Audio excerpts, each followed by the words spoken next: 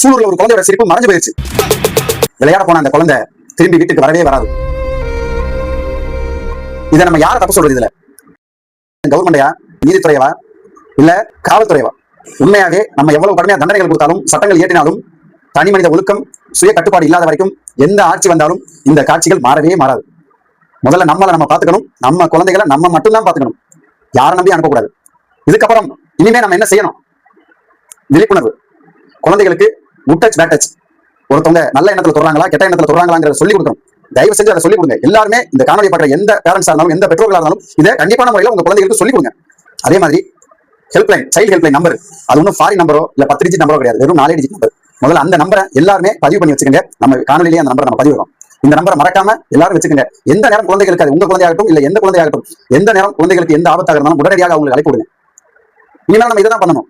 ஒரு குழந்தை அநியாயமாக அரக்கர்களால் கொல்லப்பட்டது. இனி ஒரு குழந்தை யாராலும் எவராலும் கொல்லப்படாமல் தடுக்கப்படுவதே நமது கடமையாக இருக்க வேண்டுமே தவிர ஆட்சியாளர்களை திட்டி, அதிகாரிகளை திட்டி எந்த பயனும் கிடையாது. இருந்தாலும் இந்த ஆட்சியில் இருக்கிற பெண் அமைச்சர் ஒருத்தர் ஒரு குழந்தை இறந்ததை ஒரு செய்தியாளர் கேட்கிறப்ப அதற்கு அனாவசியமா பதில் சொல்லியிருக்காங்க. இது உண்மையாவே மிகவும் மிகவும் மிகவும் வருந்தக்கூடிய செயல்.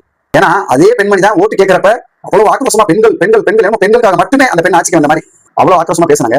இப்போ அதே பெண் குழந்தைக்கு எவ்வளவு ஒரு கொடூரமான செயல் நடந்திருக்குன்னு அதை கேட்கிறப்ப அந்த கேள்வியே புறந்தள்ளிட்டு போறாங்கன்னா